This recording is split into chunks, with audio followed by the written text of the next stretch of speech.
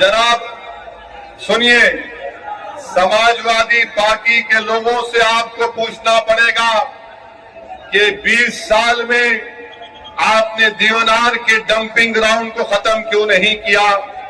और इस dumping ground की वजह से यहां की जनता और आवाम में उनके फेफड़े खराब हो रहे हैं, बच्चों की जिंदगियां मुतासिर हो रही है, बुजुर्गों का जीना महाल हो चुका है। क्या आप चाहते कि एसएमएस एनवोकेनास बायो मेडिकल का वेस्ट पोल्यूशन का यहां पर डंपिंग खत्म हो?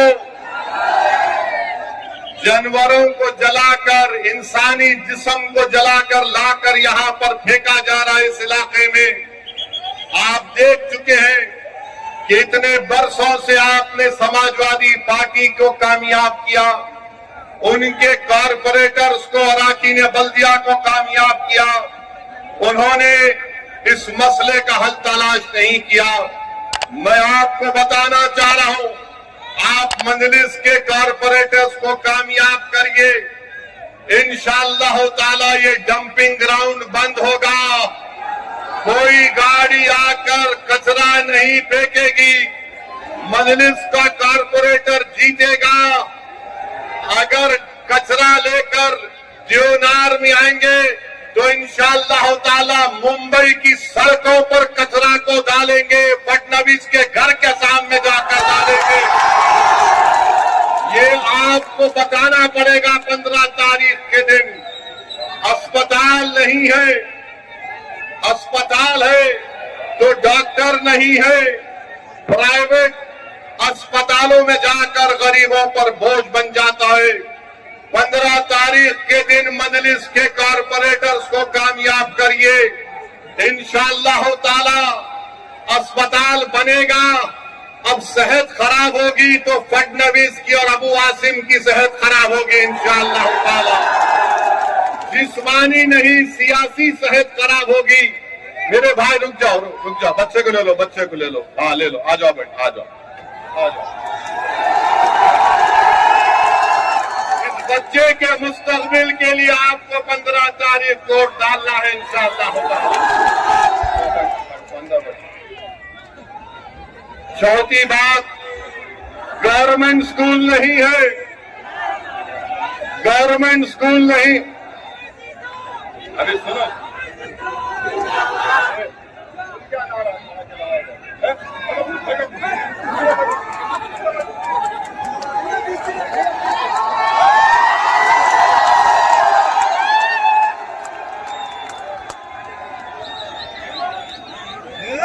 गवर्नमेंट स्कूल नहीं है। और हमारे भाई बता रहे थे कि वार्ड नंबर 135 में बैगनवाड़ी में जाना पड़ता है, शिवाजी नगर जाना पड़ता है बच्चों को। एक भी बीएमसी का स्कूल वार्ड नंबर 135 में नहीं है और महाना 900 रुपये खर्च करना पड़ता है। मैं आपसे वादा कर रहा हूं, आप वार्ड नंबर 135 से मजलिस इत्तेहादुल मुस्लिमीन के उम्मीदवार को कामयाब करिए। इंशाअल्लाह ताला गवर्नमेंट स्कूल खुलाया जाएगा। जो काम समाजवादी पार्टी ने नहीं किया वो काम सही तरीके से सही राह पर ले जाने का काम अतीक की क़यादत में मजलिस इत्तेहादुल मुस्लिमीन करेगी। मेरे भाई, पानी की सप्लाई बराबर नहीं आती है और आप देखते हैं कि गोवंडी, शिवाजी नगर, मनखुर्द में बारिश होती है तो पानी जमा हो जाता है।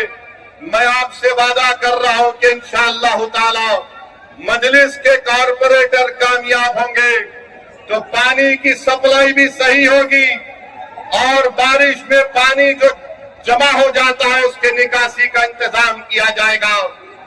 रोड नहीं है, ट्रैफिक की वजह से गोवंडी, बैगनवाड़ी, शिवाजी नगर में ट्रैफिक जाम हो जाता है। जिस तरह इन्होंने आपको तकालीफ दी है, अगर आप 15 तारीख को निकलकर बटन के निशान पर बटन दबाकर पोलिंग बूथ पर जाकर ट्रैफिक जाम कर देंगे तो इंशाअल्लाह ताला मजलिस यहाँ की मसाइल को हल करेगी। समाजवादी के कारपोरेटर्स को आपने मौका दिया मगर उन्होंने कुछ नहीं किया। और जनाब अबू आसिम ये कहते हैं कि मजलिस अगर लीडरशिप को बनाने की बात करती है तो समाजवादी पार्टी के यहाँ के मुकामी एमएलए साहब बोलते हैं कि पाकिस्तान चले जाओ। सुनो अबू आसिम साहब, कान खोल कर सुन लो, जब तक अल्लाह असदुद्दीन ओवैसी को जिंदा रखेगा इंशाअल्लाह ताला ना पाकिस्तान जाएंगे ना भारत को कमजोर होने देंगे। और भारत को मजबूत बनाने के लिए भारत की सबसे मजलूम अगर कोई अकलियत है तो मुसलमान है, किसी से नाइंसाफी की जाती है तो मुसलमान है, किसी के बच्चे स्कूल में नहीं पढ़ते तो मुसलमानों के बच्चे स्कूल में नहीं पढ़ते, किसी को अगर हुकूमत के जुल्म का शिकार होना पड़ता है तो मुसलमान होता है। आप कान खोलकर सुन लो, मुसलमानों की सियासी लीडरशिप बनेगी इंशाअल्लाह ताला। ये संविधान मुझे इस बात की इजाजत देता है। अब अबू आसिम साहब और अखिलेश यादव जानते हैं कि जिस दिन मुस्लिम अकलियत की सियासी लीडरशिप बनेगी इनकी दुकान खत्म हो जाएगी, तुम्हारी दुकान बंद करेंगे, जो तुम खून चूसते हो हमारा और आवाम का कोई फायदा नहीं करते। मेरे अजीज दोस्तों और बुजुर्गों, मैं आपको बताना चाह रहा हूं कि गोवंडी से अगर ड्रग्स का खात्मा करना है तो 15 तारीख को पतंगकोट देना है। अगर गोवंडी शिवाजी नगर मनखुर्द के घरों को बचाना है स्लम रीडेवलपमेंट के नाम पर तो पतंग के निशान पर आपको बटन दबाना पड़ेगा।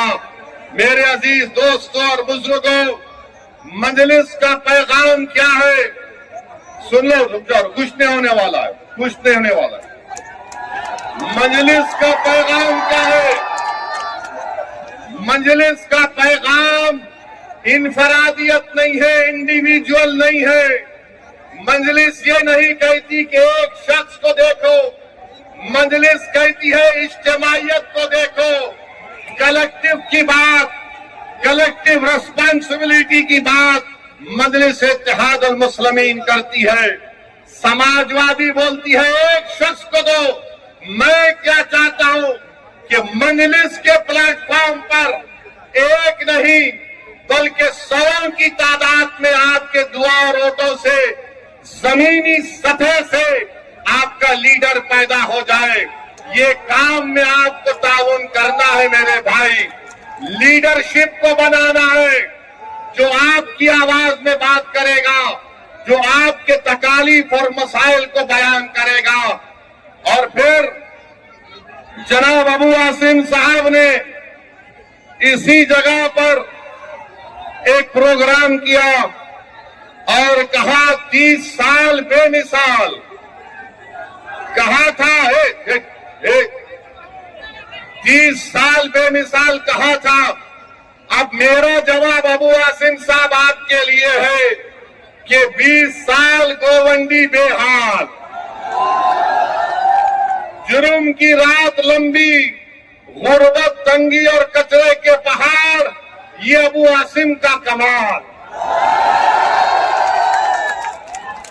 20-30 साल बेमिसाल, कभी भाई सुनिए, कभी चलकर फिरते भी आप, कभी आंख से देखते यहाँ की बदहाली को, कभी तुमने देवनार के जंपिंग ग्राउंड के बारे में बात की, कभी ड्रग्स के मसले पर तुमने देखा कि कैसे हल किया जाए। मैं जिम्मेदारी के साथ कह रहा हूं, मैं यहाँ पर बैठकर मजलिस के इन तमाम 8 उम्मीदवारों की तकारीर को सुन रहा था। मैं आपको जिम्मेदारी के साथ बता रहा हूं कि बहुत लंबे अरसे के बाद मैंने ऐसे काबिल उम्मीदवारों को देखा है। आपसे गुजारिश है, दरमंदाना अपील है कि आप इन 8 उम्मीदवारों को बटन के निशान पर बटन दबाकर इस विधानसभा राज के वार्ड की तरक्की के लिए आपको कामयाब और कामरान करना है। और आप जानते हैं मेरे भाई कि देवेंद्र फडणवीस बार बार बोलते हैं ये ट्रिपल इंजन की सरकार है। मुंबई पब्लिक स्कूल से नटवर पार्क कंपाउंड में 2 साल लग गए रोड को बनाने के लिए। अरे फडणवीस साहब, ये कौन सा तुम्हारा ट्रिपल इंजन की सरकार है? मेरे अजीज दोस्तों और बुजुर्गों, ये बुनियादी मसाइल है और इंशाअल्लाह ताला आप मंजलिस के उम्मीदवारों को कामयाब करिए। मुझे यकीन है कि इंशाअल्लाह ताला ये उम्मीदवार आपके काम करवाएंगे और हम इनके पीछे रहकर इनको पूरा इनके ऊपर नजर रखेंगे कि वो किस तरीके से काम कर रहे हैं या नहीं कर रहे हैं।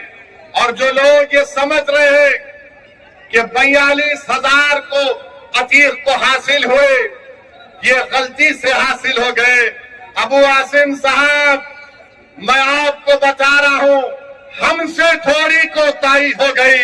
अगर असदुद्दीन ओवैसी इन रोडों पर चल जाता तो तुम हार जाते। अगर अल्हम्दुलिल्लाह अब गोवंडी के मानकुट शिवाजी नगर के हर घर में पतंग पहुंच चुकी है, हर घर में मजलिस का पैगाम पहुंच चुका है।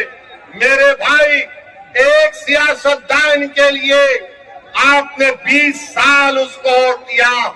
बताओ 20 साल में ये बर्बादी कर दी गई है आपके इलाकों में। अगर आप इंसाफ चाहते हैं तो मैं नौजवानों से अपील कर रहा हूं कि आप मजलिस इत्तेहादुल मुस्लिमीन को देकर कामयाब और कामरान करिए। और दूसरी बात यह है कि अभी हम सुन रहे हैं, मेरे भाई सुनो, रुक जाओ थोड़ी देर। I love you.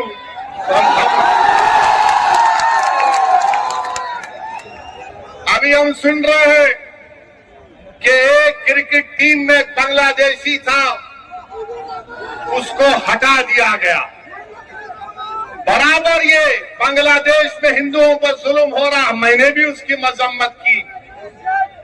मगर ये तो बताओ मोदी जी, अगर बांग्लादेश में किसी की मॉब लिंचिंग होती है तो आपको गुस्सा आता है, मगर महाराष्ट्र के जलगांव में जिस बच्चे को मारा गया था उसके ऊपर आपको गुस्सा क्यों नहीं आता मोदी जी, फडणवीस जी?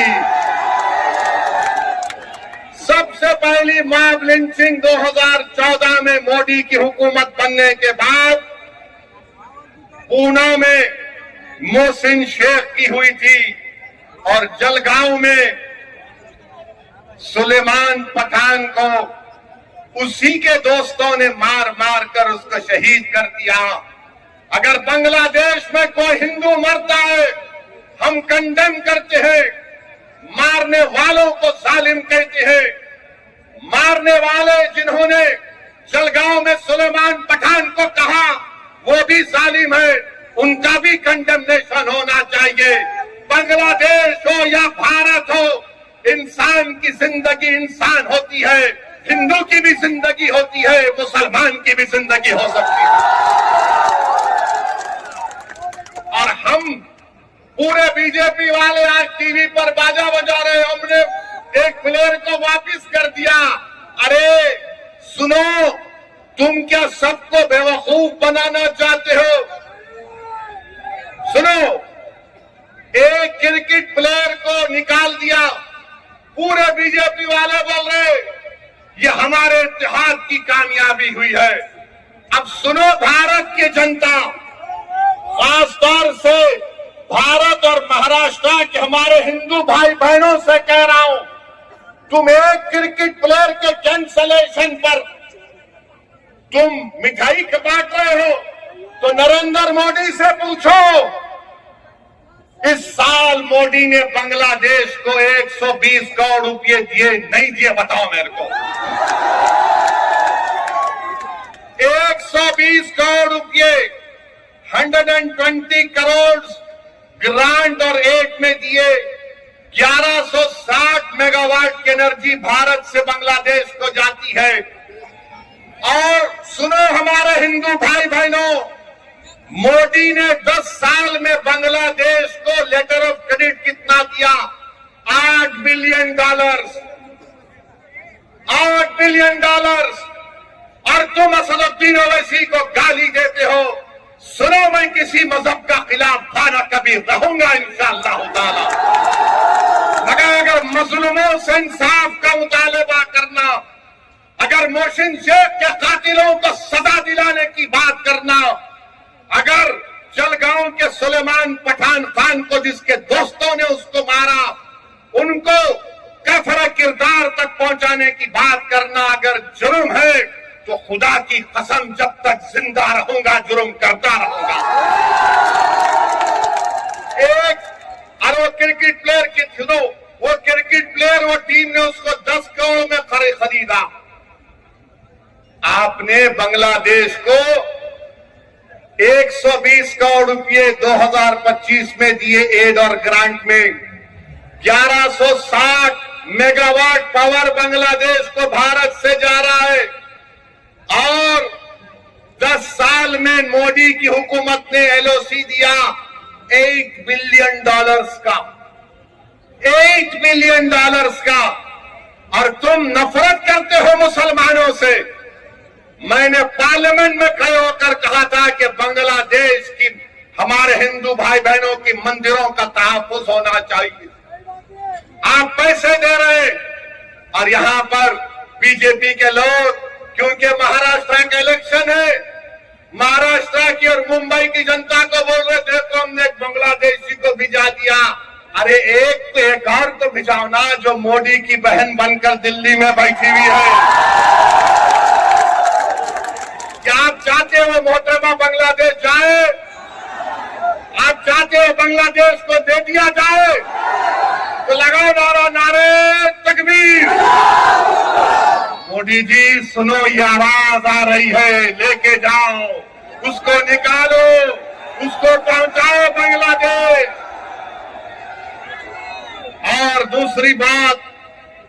और दूसरी बात अभी खत्म नहीं हुआ मोदी के ऊपर। आज हमने देखा कि वेनेजुएला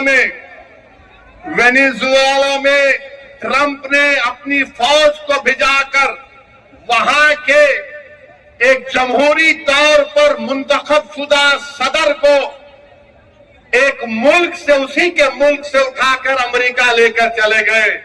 नरेंद्र मोदी जी, अमित शाह, देवेंद्र फडणवीस, जब ट्रंप अपनी फौज को भिजाकर वेनेजुएला से कदमी को उठा सकता है, जब सऊदी अरब यमन में मुखल्ला के पोर्ट पर बमबारी कर सकता है, मोदी जी हम आपको कह रहे हैं, आप पाकिस्तान में भिजाकर जो मुंबई की सड़कों पर साजिश करने वाले 9/11 के जालिम लोग हैं, चाहे वो मसूद अजहर हो या फिर लश्कर तैयबा का वो जालिम शैतान हो, मोदी जी 56 इंच का सीना है तो भिजाकर उठाकर लाओ भारत को। अगर ट्रंप कर सकता है तो क्या आप कम है? जब ट्रंप कर सकता है तो आपको भी करना पड़ेगा, क्योंकि मोदी ने कहा था अब की बार ट्रंप सरकार। तो मेरे भाई, मुझे मालूम कि आज के इस भाषण के बाद टीवी चैनल के लोग मसरूफ हो जाएंगे। ओवैसी का एक और भड़काऊ भाषण। अरे जालिमों सुनो, किसी शायर ने अच्छा कहा था कि तुम्हारी सोच के सांचे में ढल नहीं सकता, तुम्हारी सोच के सांचे में ढल नहीं सकता, जबान काट लो लहजा बदल नहीं सकता। जबान काट लो, लहजा बदल नहीं सकता। और सुनो नरेंद्र मोदी, देवेंद्र फडणवीस और अखिलेश यादव, मुझे भी मोम का समझ रहे हो क्या? तुम क्या अबू आसिम साहब की तरह मुझे भी मोम का समझ रहे हो क्या? तुम्हारी लौ से ये लोहा पिघल नहीं सकता। तो मेरे अजीज दोस्तों और बुजुर्गों, अब आएंगे समाजवादी के लोग, उत्तर प्रदेश से भी आएंगे और आकर सिर्फ एक ही का नाम लेंगे। दूल्हे भाई आकर ये बोलकर गए थे।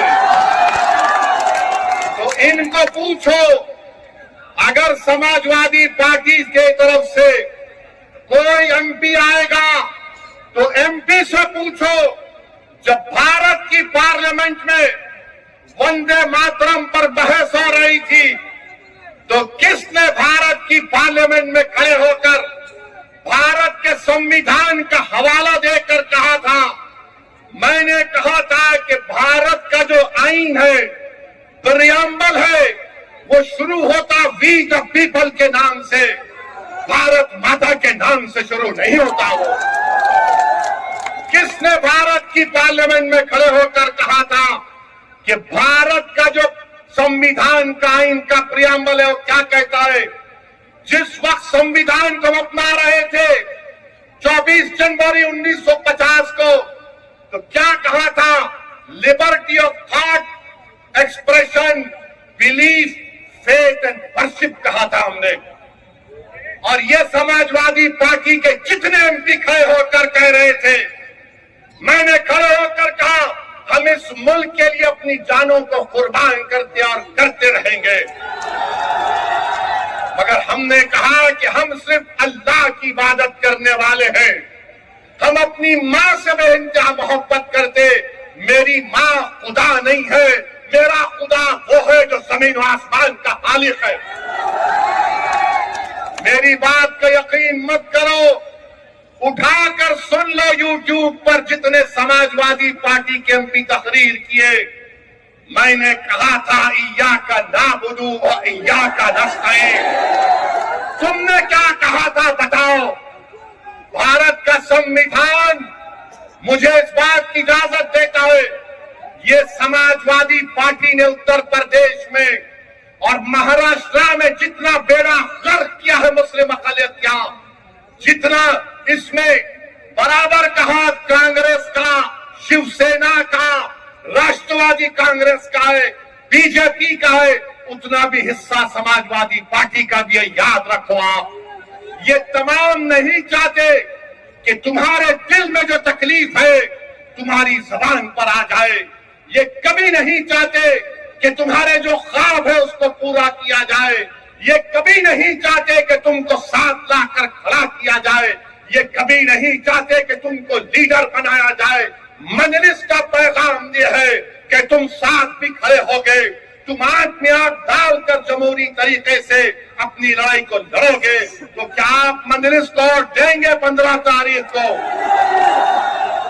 15 तारीख को पतंग के निशान पर बटन दबेगा तो लगाइए मेरे साथ नारा, नारे तकबीर, नारे तकबीर। अपने अपने सेलफोन की लाइट खोलकर